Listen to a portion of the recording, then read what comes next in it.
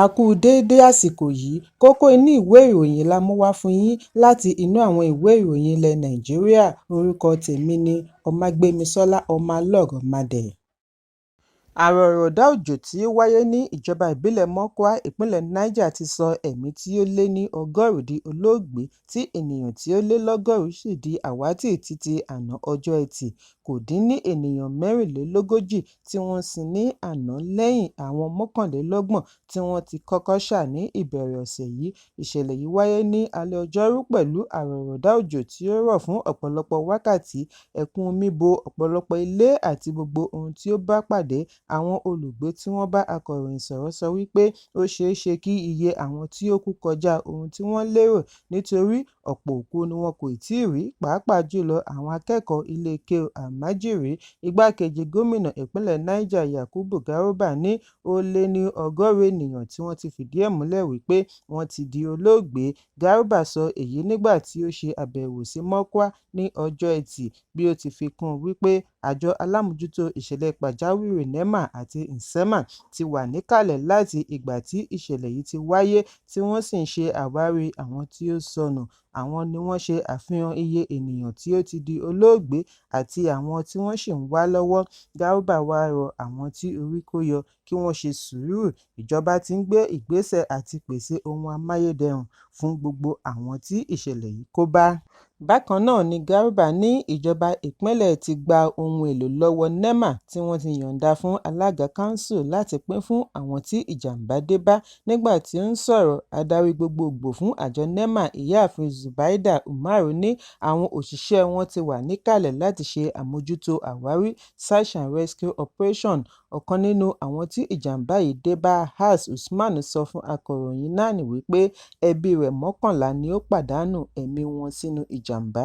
Ó ní àwọn gbáradì àti lọ sí oko lówùúrọ̀ ní ẹ̀kún omi gba ilé wọn láìmọ ibi tí ó ti wá. Èyí ló mú ilé wọn wó tí wọ́n fi pàdánù àwọn ọmọdé, obìnrin àti ọkùnrin tí wọ́n jọ jẹ́ mọ̀lẹ́bí kan náà. Olùgbé mìíràn, Soliu Ishaq, ṣe àfihàn wípé mọ̀lẹ́bí rẹ̀ lóbìnrin pẹ̀lú ọmọ rẹ̀ mẹ́tẹ̀ẹ̀ta ni ẹ̀kún omi gbé lọ tí wọn kò tíì rí òkú wọn. Ó ní ará ìlú Mọ́kọ́á kò tíì rí irú ìjàmbá bí eléyìí rí. Ó ní láti ìgbà tí wọ́n ti bí òun kò rí irúfẹ́ ìjàmbá tí ó le báyìí rí. Ọ̀pọ̀ abúlé láàrin Mọ́kọ́á títí kan ìgboro ni ìjàmbá yìí kó bá. Lónìí nìkan wọ́n ti sin 40 ènìyàn, ó lé ní 100 ènìyàn tí wọ́n ṣì ń wá. Ilé tí ó lé l'50 ni ẹ̀kún omi wó dànù. Lápapọ̀, wọ́n ti sin ènìyàn tí ó lé l'70. Aráàlú ti pàdánù gbogbo ohun ìní wọn. Ọ̀pọ̀ ló ti dẹni wọ̀sùn, àwọn mìíràn ń sun ọgbà ilé-ìwé kí ìjọba tètè bá wọn dá sí i. Ìṣòro yìí kọjá agbára ará ìlú.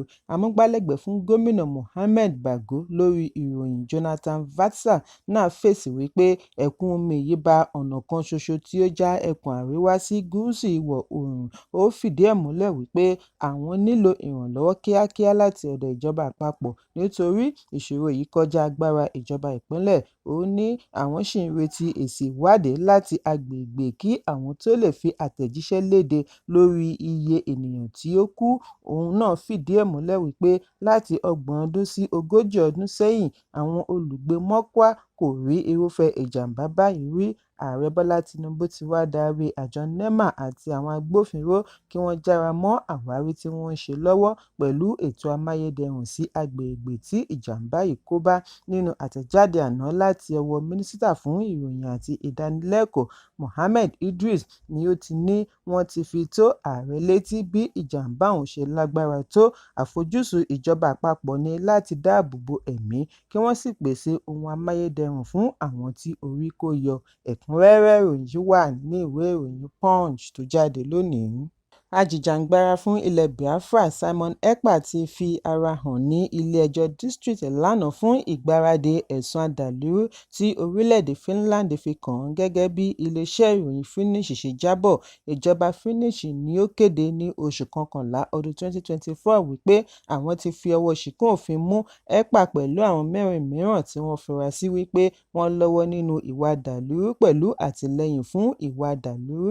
Ọlọ́pàá Finnish fìdí ẹ̀ múlẹ̀ wípé ekpa tí ó ṣe àpèjúwe ara rẹ̀ ní Prime Minister fún ìjọba ilẹ̀ Biafra tí ó ń ṣàtìpó ń lo ẹ̀rọ abánidọ́rẹ̀ẹ́ láti fi ṣe ìgbélárugẹ ìwà jàǹdùkú ní ẹkùn gúúsù ìlà-oòrùn orílẹ̀-èdè Nàìjíríà.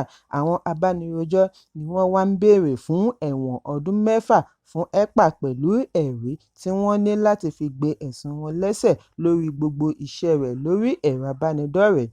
Ṣùgbọ́n ekpa nípasẹ̀ agbẹjọ́rò rẹ̀ Kale Gomez sẹ́ gbogbo ẹ̀sùn tí wọ́n fi kàn án, bí wọ́n ti ní àwọn kò ní ìgbàgbọ́ nínú ẹ̀rí tí wọ́n ṣàjọ láti Nàìjíríà. Bákan náà ni ilé-ẹjọ́ fẹ́ ṣe àgbéyẹ̀wò ẹ̀sùn jìbìtì owó orí pẹ̀lú ẹ̀sùn wípé ó ṣeé ṣe kí ekpa ti béèrè fún ohun ìjà olóró fún àwọn ẹgbẹ́ Biafra. Ẹ̀kúnrẹ́rẹ́ ìròyìn wà nínú ìwé ìròyìn Punch tó jáde lónìí.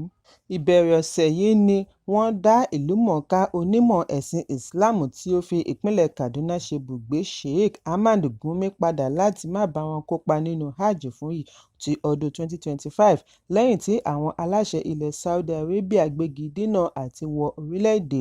Ọjọ́ Ajé ni Gumi ṣe àfihàn yìí lórí ẹ̀rọ abánidọ́rẹ̀ẹ́ wípé òun ti padà sí Nàìjíríà. Lẹ́yìn èyí ni ó fìdí ẹ̀ múlẹ̀ wípé ọkàn àwọn aláṣẹ Saudi ò balẹ̀ láti jẹ́ kí ó bá wọn kópa ní ilẹ̀ mímọ́ pẹ̀lú wípé ìwé ìgbélùú rẹ̀ pé pérépéré. Gumi ní ìhà tí òun kọ sí ètò òṣèlú lágbàáyé wà lára ìdí tí àwọn aláṣẹ Saudi ò ṣe fi ààyè gbà á, ṣùgbọ́n òun dúpẹ́ lọ́wọ́ àwọn aláṣẹ ilẹ̀ Nàìjíríà tí wọ́n tètè ṣàlàyé wípé àwọn á kàn sí àwọn aláṣẹ Saudi. Gumi ní èyí jẹ́ ọ̀kan lára àǹfààní tí ìjọba tiwantiwa pèsè. Ìṣẹ̀lẹ̀ yìí ti wá dá awuyewuye sílẹ̀ káàkiri orí ẹ̀rọ abánidọ́rẹ̀ẹ́ bí àwọn kan ṣe ń sọ àhesọ lórí ìdí tí wọ́n fi lé Gumi padà láti Saudi. Ṣùgbọ́n ìwádìí akọ̀ròyìn ṣe àfihàn wípé lílé Gumi padà lè má ní í ṣe pẹ̀lú ìdánilẹ́kọ̀ọ́ rẹ̀ láwùjọ, níbi tí ó ti bu ẹnu àtẹ́ lu àwọn adarí Saudi wípé wọ́n ti yẹsẹ̀ kúrò nínú ẹ̀sìn ìṣèjọba àtijọ́ bọ́ sí ti òde òní àti ní ìbámu pẹ̀lú àgbáyé. Gumi ní ìgbàgbọ́ wípé ilẹ̀ Saudi ti yẹ̀bá kúrò ní ọwọ́ líle tí wọ́n fi mú ẹ̀sìn Islam tẹ́lẹ̀ tí gbogbo ènìyàn mọ̀ wọ́n mọ́. Níbi ìfọ̀rọ̀wánilẹ́nuwò àná ni Sheikh Gumi ti sọ gbangba wípé òun kò ní dẹ̀yìn àti máa sọ òtítọ́ nípa Saudi Arabia títí di ìgbà tí wọ́n á fi ṣe àtúnṣe. Bí ó ti ní ọmọ Nàìjíríà ní àǹfààní àti sọ̀rọ̀ bí ó bá ṣe wù wọ́n yàtọ̀ sí àwọn tí wọ́n wà ní abẹ́ àṣẹ ilẹ̀ Saudi. Nígbà tí wọ́n béèrè bóyá ó bẹ̀rù kí wọ́n má tún ṣe ìdáwọ́kọ̀ fún un ní ọjọ́ mìíràn láti lọ fún Hajj, ó ní kì í ṣe dandan kí òun lọ fún Hajj nítorí Sheikh Usman Dan Fodio kò fi ìgbà kankan tẹ ilẹ̀ Saudi fún Hajj kí wọ́n wo àǹfààní ńlá tí ó ṣe sí ẹ̀sìn Islam. Fún ìdí èyí, ẹ̀rù kò bá òun. Sheikh Gumi fi kún un wípé àwọn kan ràn wọ́n lọ́wọ́ láti ṣe àtúnṣe àwọn àṣìṣe wọn ni kí wọ́n sì mọ̀ wípé ẹnikẹ́ni tí ó bá ti dènà ẹlòmíràn láti má ṣe àbẹ̀wò sí mọ́ṣáláṣí ńlá Mecca kò lè pẹ́. Gbogbo akitiyan akọ̀ròyìn láti kàn sí gbọ́ èsì láti ẹnu ẹ́mbásì Saudi ní Nàìjíríà ló já sí pàbó bí adarí ìròyìn fún ẹ́mbásì Mohammed El-Sahabi ṣe kọ̀ àti fèsì sí àtẹ̀jíṣẹ́. Ẹ̀kúnrẹ́rẹ́ ìròyìn wà nínú ìwé ìròyìn Daily Post tó jáde lónìí. Òwúrọ̀ òní ni àwọn olùgbé tínú ń bí dí ojúnà Ìjẹ̀bú-Òde sí Mọ́jọ́dá sí Ẹ̀pẹ́ láti fi ẹ̀hónú wọn hàn sí owó ẹnu ibodè toll gate charges tí ìjọba ìpínlẹ̀ Ògùn ṣẹ̀ṣẹ̀ ṣe àgbékalẹ̀. Àwọn olùfẹ̀hónúhàn wọ̀nyí fi táyà ọkọ̀ àti igi dábùú ọ̀nà tí ogunlọ́gọ̀ èrò ń gbà kọjá bí wọ́n ti ń kọ orin ìṣọ̀kan pẹ̀lú pátákó tí wọ́n gbé dání àti oríṣiríṣi àkọlé. Níbi ìfọ̀rọ̀wánilẹ́nuwò ní awakọ̀ tírélà kan ti ní owó gọbọi tí wọ́n ń gbà lẹ́nu ibodè yìí ní ipa lára okòòwò wọn. Ó ní ẹgbẹ̀rún 3 ni òun ti san ní òwúrọ̀ yìí. Èló làwọn ń pa tí wọ́n fẹ́ gba gbogbo owó ní ọwọ́ wọn. Dẹ́rẹ́bà mìíràn ní òun fẹ́ rin ìrìnàjò ṣùgbọ́n òun á dúró bá wọn ṣe ìfẹ̀hónúhàn. Ó ní wọ́n gbọdọ̀ dẹ́kun àti máa lọ́ mẹ̀kúnnù lọ́wọ́ gbà láwọn tí wọ́n ń làkàkà àti rí ọwọ́ mú lọ ẹnu. Ẹ̀kúnrẹ́rẹ́ ìròyìn wà nínú ìwé ìròyìn Daily Post tó jáde lónìí. Rògbòdìyàn tó ń lọ lórí ìṣàkóso ìjọba ìbílẹ̀ Kanṣu ní ìpínlẹ̀ Ọ̀ṣun láàrin ẹgbẹ́ òṣèlú APC àti PDP ti gba àrà ọ̀tọ̀ bí ìjọba ìpínlẹ̀ ṣe wọ́ ìjọba àpapọ̀ lọ ilé-ẹjọ́ tó ga jùlọ lórí ẹ̀sùn wípé wọ́n fòdì mọ́ owó oṣù tí wọ́n pín fún àwọn Kanṣu. Owó oṣù kejì, ìkẹta àti ìkẹrin ọdún 2025 ni a gbọ́ wípé ìjọba kọ̀ àti yọ̀ǹda pẹ̀lú ti oṣù karùn-ún tí wọn kò tíì mẹ́nubà. Ìjọba ìpínlẹ̀ kàn sí ilé-ẹjọ́ tó ga jùlọ láti pa àṣẹ fún ìjọba àpapọ̀ kí ó yọ̀ǹda owó tí wọ́n fòdì mọ́ kí wọ́n sì má dánrú rẹ̀ láṣà mọ́.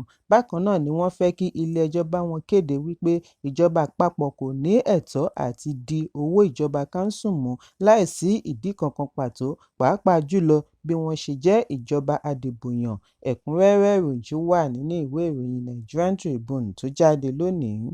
Olú Ẹ̀pẹ́ ti ilẹ̀ Ẹ̀pẹ́ ní ìpínlẹ̀ Èkó, Ọba Sefiu Ọlátúnjí Adéwálé Ẹṣinlókun Kínní ti di olóògbé lówùúrọ̀ òní lẹ́ni ọdún mẹ́rìndínláàádọ́rùn-ún 86.